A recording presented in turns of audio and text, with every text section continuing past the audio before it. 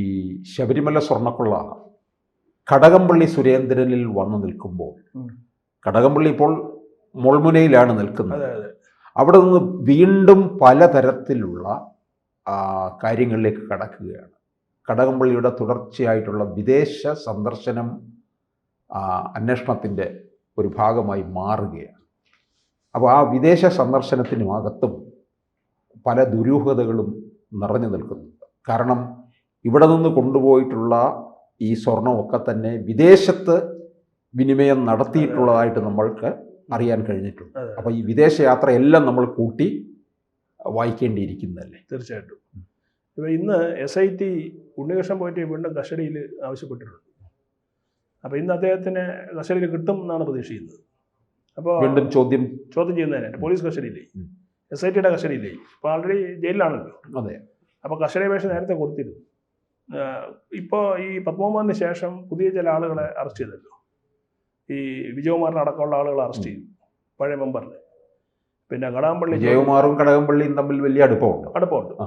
പിന്നെ അത് അടുപ്പമെന്ന് പറഞ്ഞാൽ കാരണം വെച്ചാൽ ഈ കടകംപള്ളി സുരേന്ദ്രൻ ജില്ലാ സെക്രട്ടറി ആയിരിക്കുമ്പോൾ, CPM ജില്ലാ സെക്രട്ടറി ആയിരിക്കുമ്പോൾ ഈ സർവീസ് സംഘടനകളുടെ ഫ്രാക്ഷൻ്റെ ചുമതല കടകംപള്ളിയായിരുന്നു.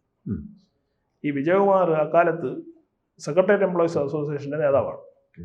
അപ്പോൾ സ്വാഭാവികമായിട്ട് ഇവർ നിരന്തരം ജില്ലാ സെക്രട്ടറിയുമായിട്ട് ബന്ധപ്പെടുന്ന ആളുകളാണ്, സംഘടനാപരമായിട്ടും അല്ലാതെ. അപ്പോൾ അതുകൊണ്ട് തന്നെ അവർ തമ്മിൽ നല്ല ബന്ധമുണ്ട്. ഈ റിട്ടയർ ആയ ഉടൻ തന്നെ വിജയകുമാറിനെ നേരെ ദേവസ്വം ബോർഡ് മെമ്പറായിട്ട് നോമിനേറ്റ് ചെയ്യുന്നതിലും കടകംപള്ളിയുടെ സഹായം ഉണ്ടായിട്ടുണ്ട്. അതിൽ തർക്കമൊന്നുമില്ല. അപ്പോൾ ഇവർ തമ്മിൽ ആത്മബന്ധമുണ്ട്, വിജയകുമാറും കടകംപള്ളിയും തമ്മിൽ. അതിൽ തർക്കമൊന്നുമില്ല. പക്ഷേ ഇപ്പോൾ പുതുതായി പിന്നെ ഉണ്ണികൃഷ്ണൻ പോയിട്ട് കസ്റ്റഡി വാങ്ങുന്നതോടുകൂടി പുതിയ ചില രീതിയിലുള്ള ചോദ്യം ചെയ്യലുകൾ SIT നടത്തിയേക്കും ഈ പുതിയ പ്രതികളെ കിട്ടിയ സാഹചര്യത്തിൽ. മാത്രമല്ല ഇവരെ 3 പേരെ, അതായത് വാസു, ഉണ്ണികൃഷ്ണൻ പോറ്റി, പത്മകുമാർ, ഇവരെ 3 പേരെ ഇരുത്തി ചോദ്യം ചെയ്യാനുള്ള ശ്രമവും SIT തുടങ്ങുന്നു എന്നാണ് അറിയുന്നത്. അപ്പോൾ അങ്ങനെ വരുമ്പോൾ പുതിയ ചില വിവരങ്ങൾ കിട്ടും. അപ്പോൾ കടകംപള്ളിയുടെ ഇതിലെ ഇൻവോൾവ്മെൻറ്റ്, അദ്ദേഹത്തിൻ്റെ ഇടപെടൽ എത്രത്തോളം ഉണ്ട് എന്നുള്ളത് ഈ ഒരുമിച്ചിരുത്തി ചോദ്യം ചെയ്യുമ്പോഴായിരിക്കും സ്വാഭാവികമായിട്ടും വെളിയിൽ വരിക. കാരണം പിന്നെ പത്മകുമാർ ഇരുന്ന സമയത്തായിരുന്നല്ലോ ഇദ്ദേഹം ദേവസ്വം മന്ത്രിയായിരുന്നു. അപ്പോൾ അതുകൊണ്ട് തന്നെ എന്തെങ്കിലും ബന്ധം കടകംപള്ളിക്ക് ഇക്കാര്യത്തിൽ ഉണ്ട് എങ്കിൽ, ഈ പറഞ്ഞ കട്ടവാളിയിലെ സ്വർണവും മറ്റും മറിച്ചും കടത്തുന്നതിന് എന്തെങ്കിലും ബന്ധമുണ്ട് എങ്കിൽ സ്വാഭാവികമായിട്ട് ആ സമയത്ത് അത് തെളിയും എന്നുള്ള കാര്യത്തിൽ തർക്കമൊന്നും വേണ്ട. പക്ഷേ അങ്ങനെ വരുമ്പോൾ ഇത് വീണ്ടും അന്വേഷണം മറ്റ് ഇതിലേക്ക് മാറുകയും ചെയ്യും എന്നുള്ളതാണ്. തീർച്ചയായിട്ടും അന്വേഷണത്തിൻ്റെ തലം മാറിക്കൊണ്ടേയിരിക്കും.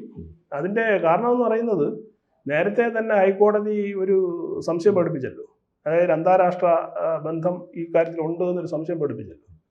അപ്പോൾ അതിൻ്റെ ഒരു തുടർച്ചയായിട്ടാണ് രമേശ് ചെന്നിത്തല ഒരു മുമ്പിൽ കാര്യങ്ങൾ 500 കോടി രൂപ ഈ ആൻറ്റിക് സെയിൽസ് നടന്നിട്ടുണ്ട്, അതിൻ്റെ ഒരു വ്യാപാരിയെ കൊണ്ടുവരികയും അതിനുശേഷം ഈ ഡി മണി ബാലമുരുകൻ മുതലാളികളിലേക്ക് പോവുകയും ചെയ്തു.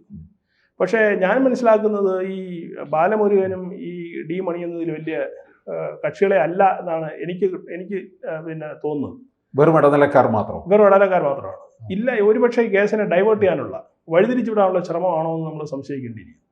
കാരണം ഒരു കാര്യവുമില്ലാതെ നല്ല രീതിയിൽ പൊയ്ക്കൊണ്ടിരുന്ന അന്വേഷണത്തെ ചെന്നിത്തല പറഞ്ഞു എന്നുള്ള പേര്, അല്ലെങ്കിൽ ചെന്നിത്തല പിന്നെ ചൂണ്ടിക്കാണിച്ചൊരു വ്യവസായിയുടെ അടിസ്ഥാനത്തിൽ ആ വ്യവസായിയുടെ നേതൃത്വത്തിൽ ഇത് ഈ അന്വേഷണം അട്ടിമറിക്കപ്പെട്ട് പോകുന്നു, അതിലേക്ക് കൂട്ടുമാറി പോകുന്നുണ്ടോ എന്നൊരു സംശയം ഇക്കാര്യത്തിൽ ഉണ്ട്. അതുകൊണ്ടാണ് ഈ കഴിഞ്ഞ ആഴ്ചയും ഹൈക്കോടതിക്ക് പറയേണ്ടി വന്നത് ആളുകളുടെ ഇടയിൽ ഈ അന്വേഷണത്തിന് സംശയം ഉണ്ടായിട്ടുണ്ട്, ജനങ്ങളുടെ ഇടയിൽ സംശയം ഉണ്ടായിട്ടുണ്ട് എന്ന് ഹൈക്കോടതിക്ക് പറയേണ്ടി വന്നത്. അതുകൊണ്ടാണ്. അതിനുശേഷമാണ് വിജയകുമാറിനെ അറസ്റ്റ് ചെയ്യുന്നത്. വിജയകുമാറിനെ അറസ്റ്റ് ചെയ്തതിന് ശേഷമാണ് കടകംപള്ളിയെ പിന്നെ അതിന് ശേഷമാണ് കടകംപള്ളിയെ ചോദ്യം ചെയ്തത്. അതും അതിരഹസ്യമായിട്ടാണ് ചോദ്യം ചെയ്തത്. മറ്റുള്ളവരെയൊക്കെ പരസ്യമായിട്ട് പിടിച്ചുകൊണ്ട് ചോദ്യം ചെയ്തപ്പോൾ കടകംപള്ളിയെ രഹസ്യമായിട്ട് ചോദ്യം ചെയ്തു. അപ്പോൾ അതിലെ കാര്യങ്ങൾ വ്യക്തമല്ലേ? അല്ല, കടകംപള്ളിയുടെ വിദേശയാത്രയാണ് ഇപ്പോൾ ഏറ്റവും കൂടുതൽ ചർച്ച ചെയ്തുകൊണ്ടിരിക്കുന്നത്. അതെ. കാര്യം ഇതിനകത്ത് വിദേശ ബന്ധം വളരെ വ്യക്തമായിട്ടുണ്ട്. കടകംപള്ളി 13 തവണ വിദേശ രാജ്യങ്ങളിൽ, കൂടുതലും യൂറോപ്യൻ രാജ്യങ്ങളാണ് സന്ദർശിച്ചിട്ടുള്ളത്. സാറിന്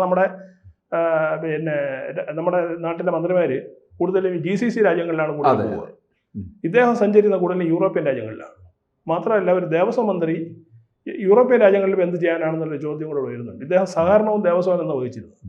അപ്പോൾ സ്വാഭാവികമായിട്ടും ഈ 2 വകുപ്പിനും ഈ വിദേശ രാജ്യങ്ങളിൽ ഇപ്പോൾ ഒന്നും നേടാനില്ല. അപ്പോൾ ന്യായമായൊരു സംശയം, അവിടെ നിന്നും പഠിക്കാനുമില്ല, ഒന്നും പഠിക്കാനുമില്ല. അപ്പോൾ ന്യായമായിട്ട് ഈ പറഞ്ഞതുപോലുള്ള ആരോപണങ്ങൾ, അതായത് യൂറോപ്പാണ് ഈ ആൻറ്റിക് വസ്തുക്കളുടെ, പ്രത്യേകിച്ച് ഇന്ത്യയിലുള്ള ഈ പുരാവസ്തുവായിട്ടുള്ള സാധനങ്ങളുടെ ഏറ്റവും വലിയ വിപണി എന്ന് പറയുന്നത് യൂറോപ്യൻ രാജ്യങ്ങളാണ്. അവിടെയാണ് പല സ്ഥലത്തും അദ്ദേഹം യാത്ര ചെയ്തിരിക്കുന്നത്.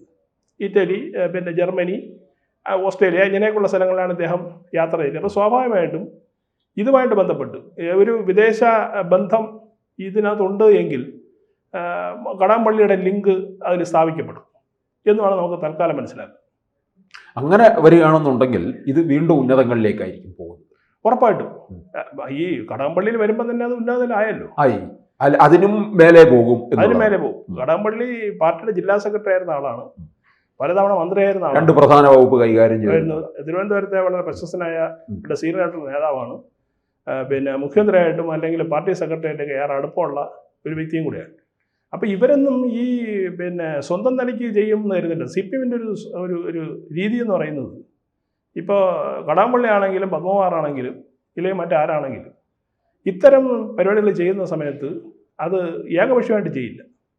മേലെ ഒരു സ്വാഭാവികമായിട്ടും ഒരു അറിയിപ്പ് അവിടെ കിട്ടും. ഒന്നേ അവിടെ അറിയിക്കും, അല്ലെങ്കിൽ അവരുടെ നിർദ്ദേശത്തിന് വേണ്ടിയിട്ടായിരിക്കും കാര്യങ്ങളൊക്കെ ചെയ്തിട്ടുണ്ടാവുക. അപ്പോൾ ശബരിമലയെ സംബന്ധിച്ചിട്ട് ഈ കഴിഞ്ഞ 10 വർഷമായിട്ട് ഈ ഘട്ടം ഘട്ടമായി അവിടെ നിന്നുള്ള സാധനങ്ങളെല്ലാം ഇങ്ങനെ അടിച്ചു മാറ്റി പൊക്കോണ്ടിരിക്കുന്ന ഒരു സാഹചര്യം അവിടെ ഉണ്ടായിരുന്നു എന്നുള്ളത് ഒരു വസ്തുതയാണ്. പക്ഷേ ഇതിലെ വലിയൊരു പ്രശ്നമെന്ന് പറയുന്നത്, ഈ SITയുടെ ഈ അന്വേഷണം ഇങ്ങനെ ആളുകളെയൊക്കെ ചോദ്യം ചെയ്യുന്നു. കടകംപള്ളി ഉണ്ടെന്ന് പറയുന്നു, അടൂർ പ്രകാശ് ഉണ്ടെന്ന് പറയുന്നു, സോണിയാഗാന്ധി വരെ ഉണ്ടെന്ന് പറയുന്നുണ്ട്. അപ്പോൾ ഇതിങ്ങനെയൊക്കെ പോകുമ്പോൾ ഒരു പ്രശ്നം എന്ന് പറഞ്ഞാൽ, ഇതുവരെ ഇതിൻ്റെ ഒരു അടിസ്ഥാന പ്രശ്നം SIT പരിഹരിച്ചിട്ടില്ല. കാരണം ഈ തൊണ്ടി മുതൽ വരെ കണ്ടെടുക്കാൻ കഴിഞ്ഞില്ല എന്നുള്ളതാണ് ഈ അന്വേഷണത്തിൻ്റെ ഏറ്റവും വലിയൊരു പാളിച്ചേറ്റം. പക്ഷേ അത് കണ്ടെത്താൻ കഴിയുമെന്ന് തോന്നുന്നുണ്ടോ? കാരണം സ്വർണ്ണമാണ്, ഇതിനെ ഉരുക്കി മാറ്റിയെടുത്തു കഴിഞ്ഞാൽ തൊണ്ടി മുതൽ കിട്ടാൻ പ്രയാസമാണ്. പക്ഷേ കോടതിയിൽ ചെല്ലുമ്പോൾ ഇത് നിലനിൽക്കില്ല ഈ കേസ്. കോടതിയിൽ തെളിവുകളുടെയും സാക്ഷിമൊഴികളുടെയൊക്കെ അടിസ്ഥാനത്തിലാണല്ലോ കോടതിയിൽ ഈ പറഞ്ഞതിൽ തെറ്റ് ചെയ്തോ ഇല്ലെന്ന് തീരുമാനിക്കപ്പെടുന്നത്. പക്ഷേ കോടതിയിൽ അത്തരത്തിലുള്ള സോളിഡ് ആയിട്ടുള്ള എവിഡൻസുകൾ എത്തിക്കാൻ കഴിഞ്ഞില്ല എങ്കിൽ ഈ കേസ് ജീറ്റി പോകും, കോടതി ജീറ്റി പോകും, തർക്കമൊന്നുമില്ല. അത് ഏതൊരു സാധാരണ നിയമം അറിയുന്നതിന് മനസ്സിലാകുന്നൊരു സംഭവമാണ്. ഇത് ഇവരെ ഉരുക്കി മാറ്റിയുടെ ഉരുക്കിയ സ്വർണ്ണം എവിടെ? ഇപ്പോൾ പറയുന്നുണ്ട് 10 പവൻ്റെ മാല അവിടെ കൊടുത്തു, 400 ഗ്രാം പോറ്റിയെടുത്തു, 10 ഗ്രാം അവിടെ കൊടുത്തു, ഇവിടെ കൊടുത്തു, കല്യാണത്തിന് കൊടുത്തു എന്നൊക്കെ പറയുന്നുണ്ട്. അപ്പോൾ ഇത് ഇങ്ങനെ ഇവരുടെ മൊഴികൾ മാത്രമേ ഉള്ളൂ, ഇത് ബലം നിൽക്കില്ല.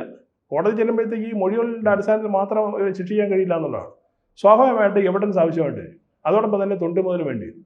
ഇവരിവിടെ നിന്ന് എടുത്തിട്ടുണ്ട് എങ്കിൽ ഇവരത് എന്ത് ചെയ്തു, ഉരുക്കിയെങ്കിൽ ആ ഉരുക്കിയ സ്വർണ്ണം എങ്ങനെ, എവിടെ വെച്ച് ഒരുക്കി, അതിൻ്റെ ഡീറ്റെയിൽസ്, ഈ ഉരുക്കിയ സ്വർണ്ണം എന്ത് ചെയ്തു, ഈ കട്ടളപ്പാളി എന്നുള്ള സാധനം ഇപ്പോൾ ശബരിമല ഇരിക്കുന്നത് വ്യാജമാണോ ഒറിജിനലാണോ എന്ന് തിരിച്ചറിയണം. ഇപ്പോൾ ISROയിൽ ഒരു പരീക്ഷണം നടക്കുന്നുണ്ട്, ഇതിൻ്റെ ഒരു കാലപ്പഴക്കം പരിശോധിക്കുന്നുണ്ട് ഈ നിലവിലുള്ള സ്വർണ്ണപ്പാളിയുടെ. കാരണം അത് ഒറിജിനലാണെന്ന് അറിയാൻ വേണ്ടിയിട്ടൊരു രാസപരിശോധന ISRO നടത്തുന്നുണ്ട്. അതിൻ്റെ റിപ്പോർട്ട് ഒരാഴ്ചക്കകത്തും കിട്ടും. അത് കിട്ടുമ്പോഴത്തേക്ക് കൂടുതൽ വിവരങ്ങളിലേക്ക് പോകും. അപ്പോൾ ഇവിടെ നമ്മൾ മനസ്സിലാക്കേണ്ട ഒരു സംഭവം, ശബരിമല എന്ന് പറയുന്ന ഒരു പൂങ്കാവനത്തിരിക്കുന്ന ഒരു ക്ഷേത്രത്തിലെ സ്വർണം നഷ്ടപ്പെട്ടപ്പോൾ ISROയ്ക്ക് വരെ ഇടപെടേണ്ട ഒരു സാഹചര്യം വന്നു എന്നുള്ളതാണ്. ഇന്ത്യയുടെ ഏറ്റവും അഭിമാനകരമായ ഒരു സ്ഥാപനമാണ്. അപ്പോൾ SITക്ക് ആകെ കൺഫ്യൂഷനിലാണ്. നേരത്തെ അങ്ങ് സൂചിപ്പിച്ചതുപോലെ ഈ എടുത്തുകൊണ്ട സ്വർണം തൊണ്ടി കിട്ടിയില്ല, അവർ ഉരുക്കി അത് ചെയ്തെന്നൊക്കെ പറയുന്നുണ്ട്. പക്ഷേ ഇപ്പോൾ ഈ അവിടെ ഇരിക്കുന്നത് ഒറിജിനലാണോ ഡ്യൂപ്ലിക്കേറ്റ് എന്ന് അറിയാൻ വേണ്ടി ഒറ്റ മാർഗ്ഗം എന്ന് പറയുന്നത് ഇതിൻ്റെ കാലപ്പഴക്കം നിർണ്ണയിക്കുക, അതിൻ്റെ ഒറിജിനാലിറ്റി നിർണ്ണയിക്കുക എന്നുള്ളത്. അത് ഇലക്ട്രോപ്ലേറ്റഡ് ആണോ അതോ പൊതിഞ്ഞതാണോ എന്ന് ഈ പറഞ്ഞ ISROയുടെ പരിശോധന കഴിയുമ്പോഴത്തേക്ക് പൂർത്തിയാവും. ആ റിപ്പോർട്ട് വരുന്നതോടുകൂടി കടകംപള്ളിയുടെ മേലുള്ള ഈ കുരുക്ക് കൂടുതൽ മുറുകാനാണ് സാധ്യത. കൂടുതൽ വാർത്തകളും വിശേഷങ്ങളും നിങ്ങളിലേക്ക് എത്താൻ ABC മലയാളം സബ്സ്ക്രൈബ് ചെയ്യുക, ബെൽ ബട്ടണും അമർത്തുക.